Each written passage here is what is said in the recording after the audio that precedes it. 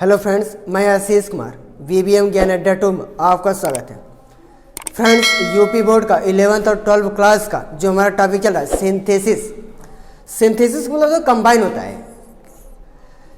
आपको बताए थे कि सिंथेसिस में 3 सेंटेंस का प्रयोग होता है। जो फर्स्ट होता है आपका सिंपल सेंटेंस, जो आपका सेकेंड होता है कॉम्प्लेक्स सेंटेंस, जो आपका थर्ड होता है कंपाउंड सेंटेंस। सिंपल सेंटेंस में जो हमारा टॉपिक चल रहा था सिंपल सेंटेंस में आपको बता चुके थे कि पार्टिसिपल और इसके बाद आपको आज जो बताएंगे इन्फिनेटिव, नॉमिनेटिव, एब्सोल्यूट और पार्टिसिपल का आपको बता दें किस प्रकार कंबाइन किया जाता है सिंथेसिस में। जो तीसरी विधि है, जो तीसरी मेथड है आपका इन्फिनेटिव,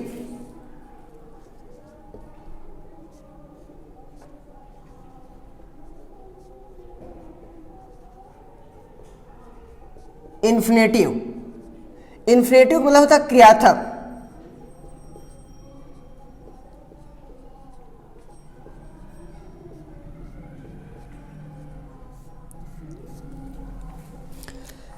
आपको बताया था कि पार्टिसिपल में कि कैसे पार्टिसिपल का कंबाइन किया जाता है सिंपल सेंटेंस में। बताया था पार्टिसिपल में 3 सेंटेंस का प्रयोग होता है। जो फर्स्ट होता है आपका प्रेजेंट पार्टिसिपल, जो आपका सेकंड होता है पास्ट पार्टिसिपल, जो आपका थर्ड होता है परफेक्ट पार्टिसिपल। उसका बताया था कि नॉमिनेटिव एब्सोल्यूट का किस प्रकार आपका कंबाइन किया था सिंथेसिस में। जो आपका तीसरी मिनट आपका जो तीसरी विधि है आपका इन्फिनेटिव जो क्रियार्थक, जो भी आप वर्ब के साथ जिसमें टू का प्रयोग होता है। जो इन्फिनेटिव टू का डिफिनेशन होता है infinitive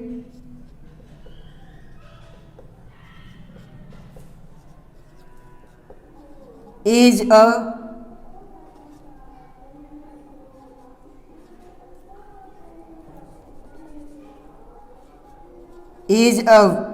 used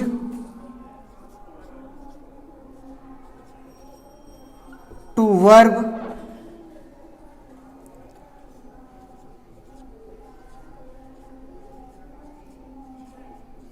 are called infinitive।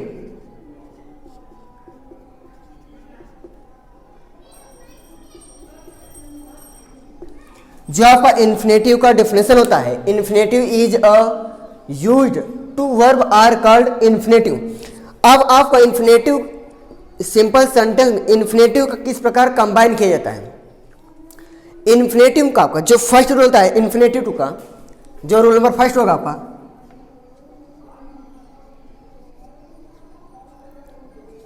जो रूल फर्स्ट होगा कि इन्फिनेटिव टू का किस प्रकार सिंपल सेंटेंस में कंबाइन किया जाता है।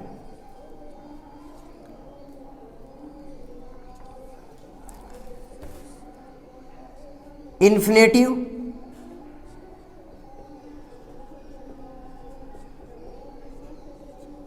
का प्रयोग, इन्फिनेटिव का प्रयोग उस समय होता है, इन्फिनेटिव का प्रयोग उस समय होता है जब दोनों कार्यों में से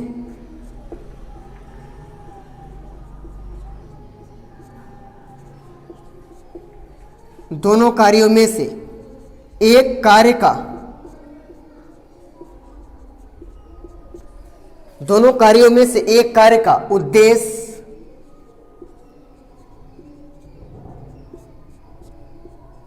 का भाव प्रकट हो, उद्देश्य का भाव प्रकट हो।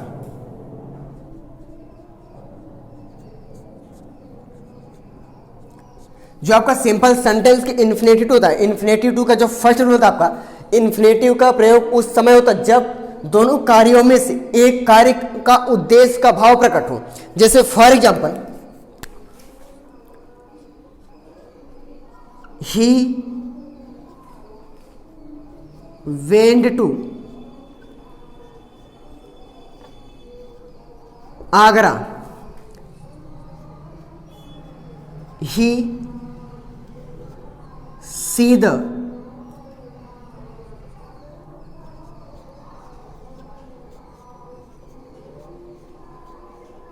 ताज, he went to Agra, he see the Taj. इसमें जो आपको देगा ही वेंट टू, अगर फर्स्ट आपका एक्शन हो गया, ही वेंट टू अगर फर्स्ट एक्शन हो गया, ही सी द ताज आपका सेकंड एक्शन हो गया।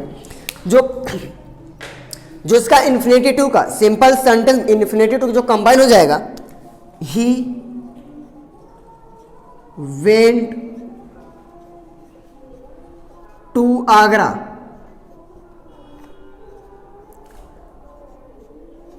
To see the Taj, to see the Taj. ये आपका सिंपल सेंटेंस में चेंज हो गया इन्फिनेटिव टू के रूप में। He went to Agra to see the Taj, he went to Agra, वह आगरा गया। ही सी द ताज, वह ताजमहल देखा। कहानी में इसमें जो भाव निकल रहा है आपका उद्देश्य, वह उद्देश्य ताजमहल देखने के उद्देश्य से वह गया था आगरा, तो he went to Agra, he see the Taj. इसका जो इन्फिनेटिव टू का कंबाइन हो जाएगा सेंटेंसेस में, he went to Agra to see the Taj. जैसे दूसरा एग्जांपल,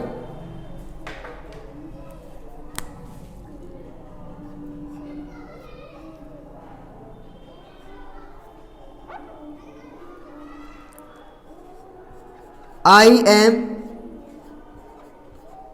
लिविंग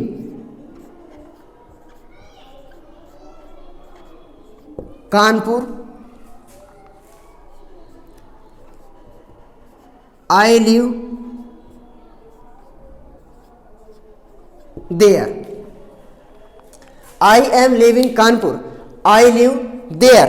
ये आपका आई एम लिविंग कानपुर आप हो गया first action, I live there हो गया आपका सेकेंड एक्शन। जो इसका सिंपल सेंटेंस का इन्फिनेटिव टू जो चेंज हो जाएगा, आई एम लिविंग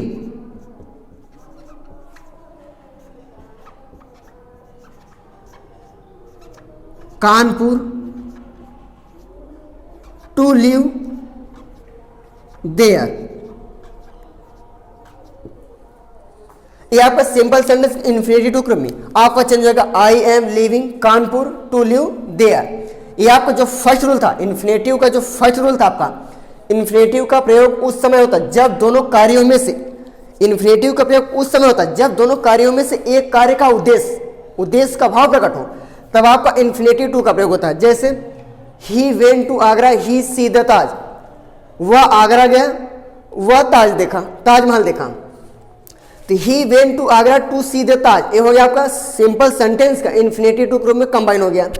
जैसे दूसरा example, I am living Kanpur, I live there. I am living Kanpur आप हो गया first action, I live there हो गया आपका सेकेंड एक्शन। जो इसका कंबाइन हो जाएगा इन्फिनेटिव टू रूप में, I am living Kanpur to live there. जो इन्फिनेटिव टू का सेकेंड रूल होता है,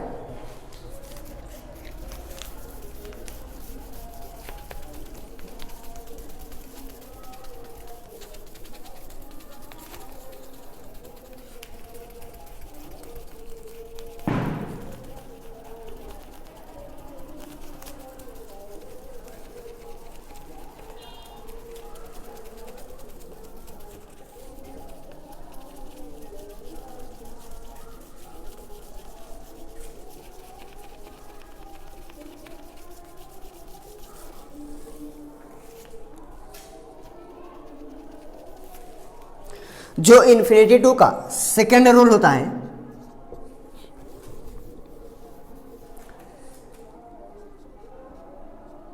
यदि दोनों वाक्यों में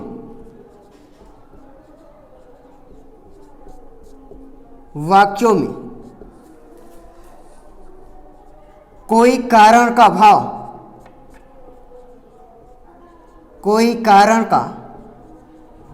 भाव न प्रकट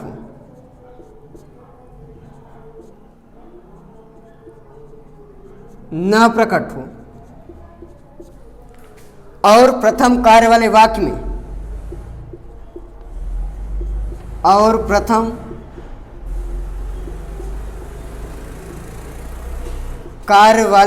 में वेरी का प्रयोग हुआ हो,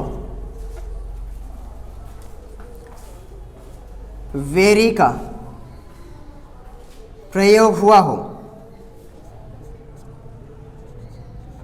प्रयोग हुआ हो तो वेरी के स्थान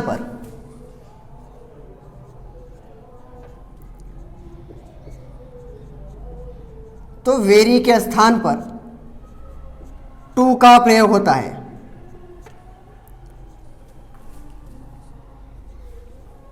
वेरी के स्थान पर टू का प्रयोग होता है।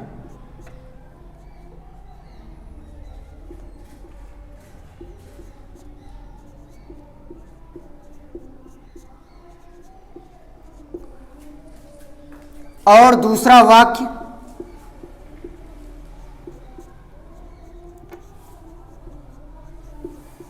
दूसरा वाक्य नेगेटिव सेंटेंस में हो। और दूसरा वाक्य नेगेटिव सेंटेंस में हो। नेगेटिव सेंटेंस में हो।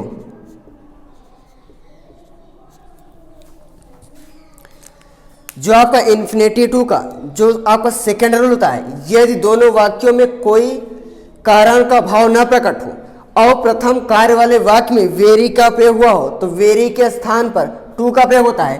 और दूसरा वाक्य निगेटिव सेंटेंस का होना चाहिए। जैसे for example,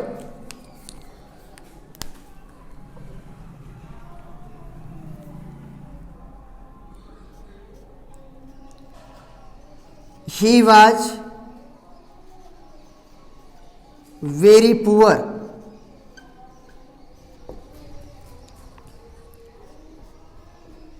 he did not purchase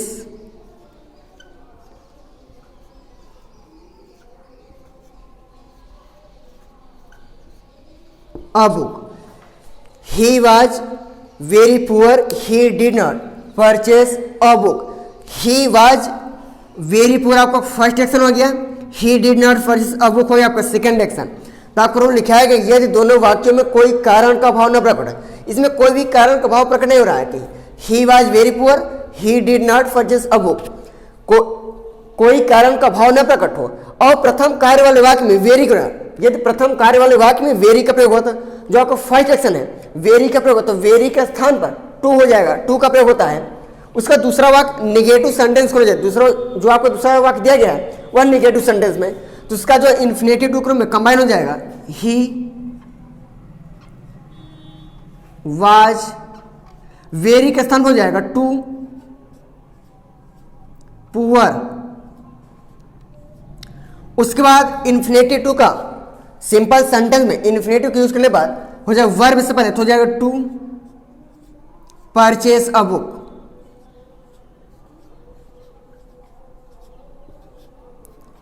ये आपका सिंपल सेंटेंस इन्फिनेटिव टू के रूप में कंबाइन हो गया। जैसे दूसरा example,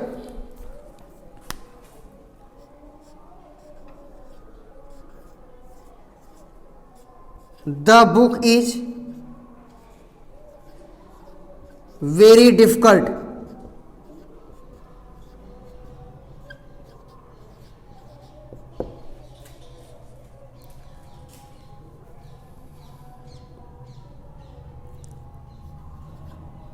she did not understand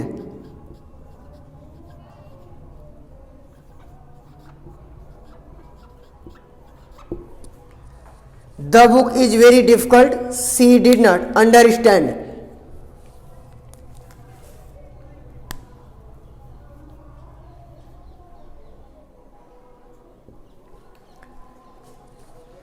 तो इसका जो इन्फिनेटिव चेंज हो जाएगा, द बुक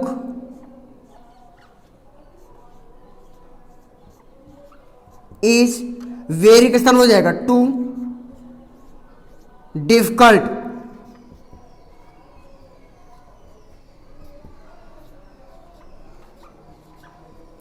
उसके बाद इन्फिनेटिव टू जो ऐड हो जाएगा टू अंडरस्टैंड।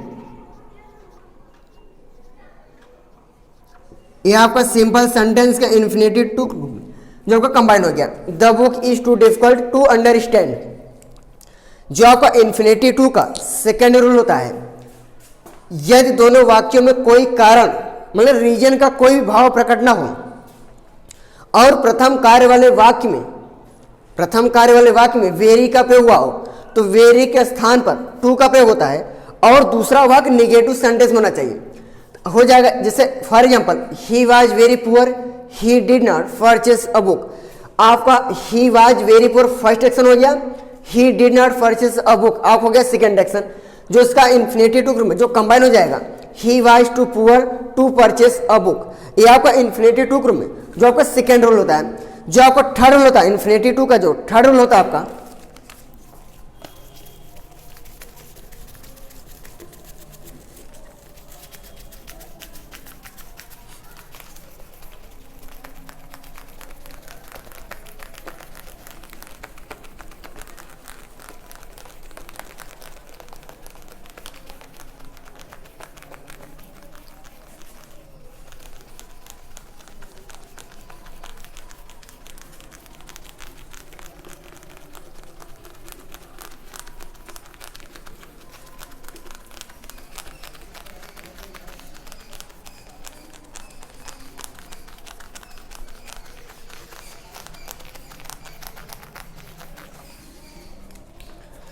जो इन्फिनेटिव टू का तीसरा रूल होता है आपका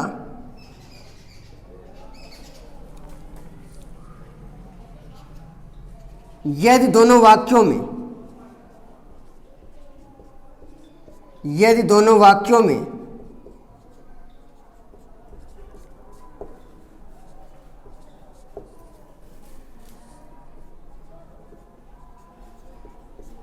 कारण का भाव प्रकट हो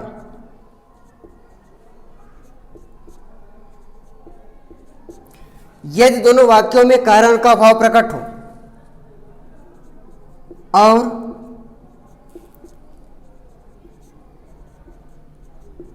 दूसरा वाक्य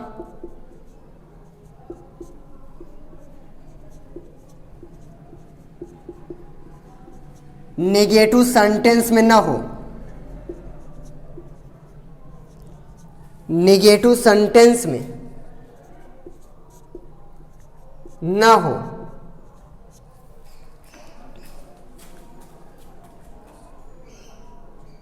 तो इन्फिनेटिव का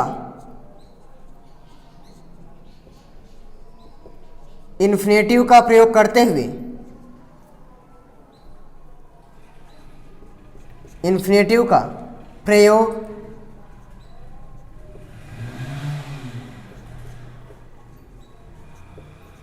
करते हुए NF2 का प्रयोग होता है। प्रयोग करते हुए NF2 का प्रयोग होता है।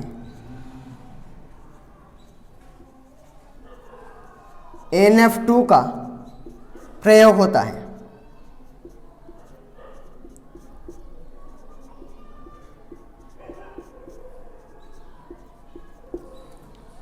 जो आपका इन्फिनिटी टू का जो थर्ड रूल होता है यदि दोनों वाक्यों में कारण का भाव प्रकट हो और दूसरा वाक्य नेगेटिव सेंटेंस में ना हो तो इन्फिनेटिव का प्रयोग करते हुए NF2 का प्रयोग, जैसे for example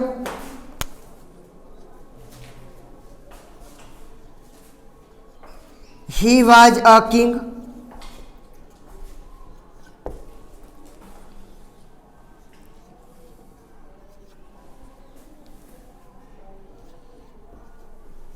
he eats a mango,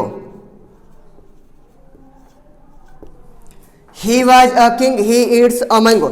ये आपका सिंपल सेंटेंस का इन्फिनेटिव टू का जो कंबाइन हो जाएगा he was a king। इसमें देखिए आपको जो दूसरा वाक्य दिया गया दूसरे वाक्य में नेगेटिव सेंटेंस का प्रयोग नहीं हुआ, तो जब नेगेटिव सेंटेंस का प्रयोग नहीं हुआ तो आप उसके साथ NF2 का प्रयोग करेंगे तो हो जाएगा he was a king, NF2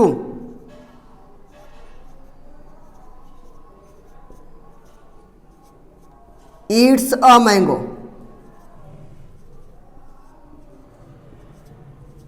ये आपका सिंपल सेंटेंस का इन्फिनेटिव टू ग्रुप में चेंज हो गया he was a king NF2 Yeats a mango.